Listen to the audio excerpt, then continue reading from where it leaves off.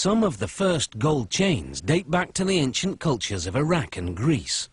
They were symbols of wealth, royalty, and the divine. Luckily for us, jewelers now make these personal treasures more affordable and more durable than ever. In this factory, all that glitters is gold. Pure gold is fairly soft and bright yellow, so it's common to create an alloy to strengthen it and alter its colour. Copper lends a reddish hue, and brass helps the alloy melt more quickly than gold and copper would alone. Depending on the ratio, adding these metals produces 14 or 18 karat gold. The mix is melted in a crucible at more than 1,000 degrees Celsius. Just 3 of these scoops are enough to make about 5,000 14 karat gold chains.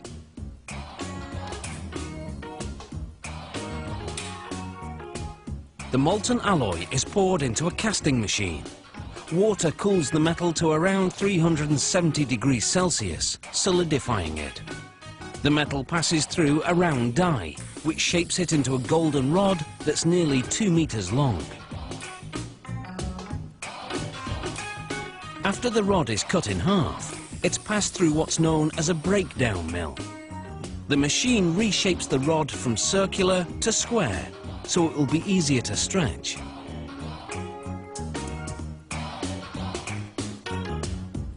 The next stop is called a tandem mill. It has 12 rollers that stretch the rod until it's as thin as a piece of spaghetti. As it emerges, rollers shape the rod into a coil that's 24 meters long. The coiled metal is softened in an oven.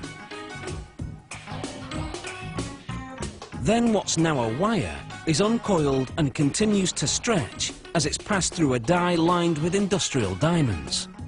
To prevent overheating, the machine sprays lubricant to cool the wire while reducing it to the width of a human hair, its final size. The wire then winds into a spool, almost 3 kilometers long. Next, 32 of the spools are unwound, and the wires are run through another oven which softens them further. Just in case you're thinking working here is a golden opportunity, you should know that security is very tight. Employees must pass through metal detectors before going home, and wearing jewellery to work is strictly forbidden. This machine makes what's called cable chain. It passes wire through a link and closes it to make another link. The machine makes 600 links per minute. Here, a random quality check is being carried out. This machine makes a Venetian-style chain.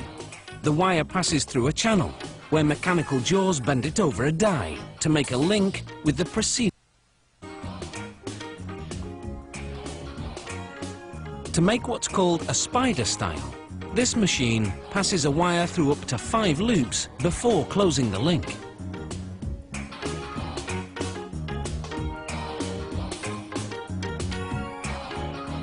For a Figaro style chain, this machine makes 3 short links before a mechanical arm moves the chain to another area to add 1 longer link.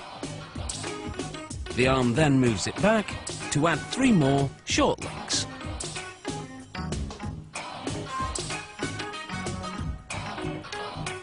The simplest style is known as a rope chain.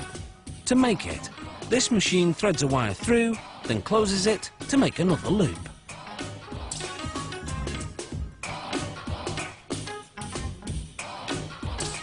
The finished chains are coated with a lubricating powder that prevents the links from sticking to each other during the next step, when the chains are heated to 815 degrees Celsius. This activates a soldering agent, which was added to the metals earlier. It fuses the ends of the links to each other. This machine welds a link to a clasp on the chain. A tag indicating the gold quality goes onto the clasp. Finally, the chains go through 4 chemical baths, which clean them thoroughly. Then they're plated with a layer of 14 or 18 karat gold, which creates a more vibrant finish. After one last quality check, these chains are ready to dazzle their way to a neckline near you.